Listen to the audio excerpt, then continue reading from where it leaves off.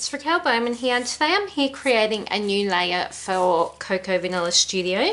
I'm using the More Than Words collection today, and my aim for today is that I just want to play with all of the pretty stuff in the collection. So I want to use lots of florals, and I want to make a feature or a focal title using the black chipboard words.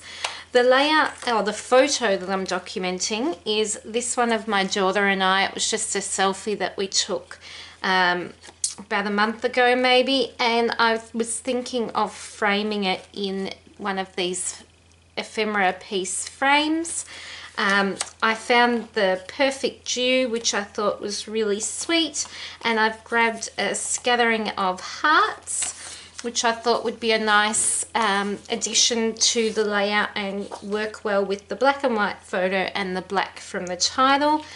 And I have just set aside, I really love this pink grid look paper. It does have this text print on the back, and was thinking of popping this at the top here, building around my frame and my photo with the title, and then using a bunch of the florals and just sort of creating a bit of a cluster of beautiful goodness sort of to either side, and do a little bit of journaling about the relationship that I have with my daughter or something along those lines. So that's my thoughts. I just want to get stuck straight into the creating of this layout and play with all this pretty goodness and see where it ends up.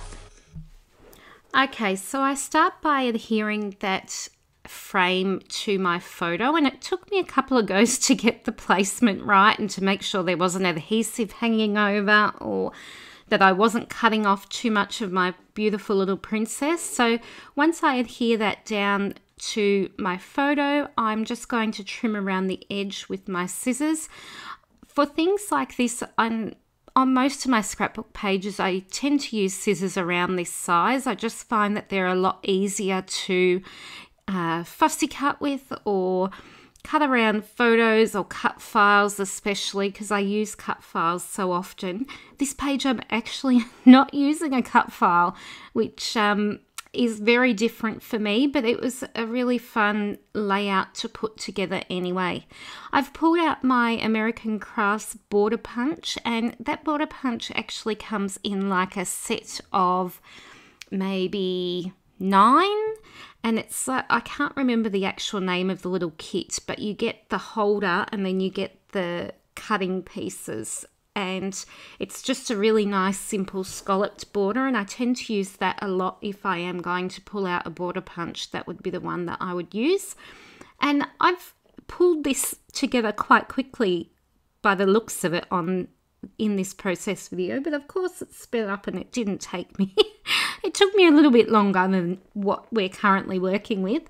But what I've worked on doing is adding my pink graph-like pattern paper to the top, adding that cute little scallop border underneath just for a little bit of texture and an added detail.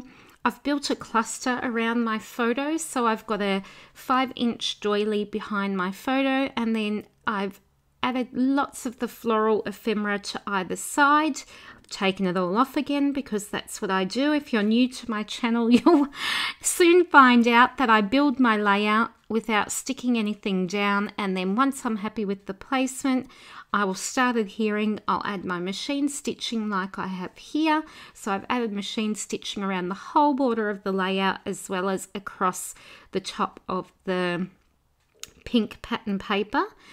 And then I will start to adhere everything down. Sometimes I'll even take a photo just so that I remember where everything went, because I tend to get really happy with the placement and I would hate to forget where I was placing everything. And then I will stick it down, pretty much. Arrange, stick, add my journaling, add my title, all those bits and pieces. So because at this point I'd already done a lot of the hard work in terms of design and thinking where everything was going to go. This last part of my process, once I've decided all of the placement, is just a nice, fun, I suppose, process. It's not too, I don't have to think too much apart from following where I remember I put everything. So I'm adding down, because I knew that I wanted my title to go there, and I did want that U to sort of nestle next to that perfect, and I wanted the placement to be sort of to the top of the photo. I knew that I had to adhere my title before I added the embellishments in. Now, when I normally scrapbook, the title is one of the last things along with the journaling that I would add to a page. But because I wanted to fit the ephemera around the title, I had to adhere it a bit earlier in this case. So I'm adding those gorgeous florals, and you'll see that I had some foam adhesive stuck to my hand. That's my handy dandy adhesive holder when I'm working with like layering of embellishments. I'll just sort of pop a piece on my hand as I go, and then as I need it, I will take off there, just so I'm not constantly grabbing for the roll. And I've sort of, some of the floral embellishments, I've actually double layered the foam adhesive so they stand out even more. Others, I've just put one layer. Others are going directly back onto the base cardstock, white cardstock, and some are just like the leaves, they're stuck to the back. But then sometimes with the leaf pieces, I will pop the ends of the leaves with some foam tape so that they're sort of multi-dimensional.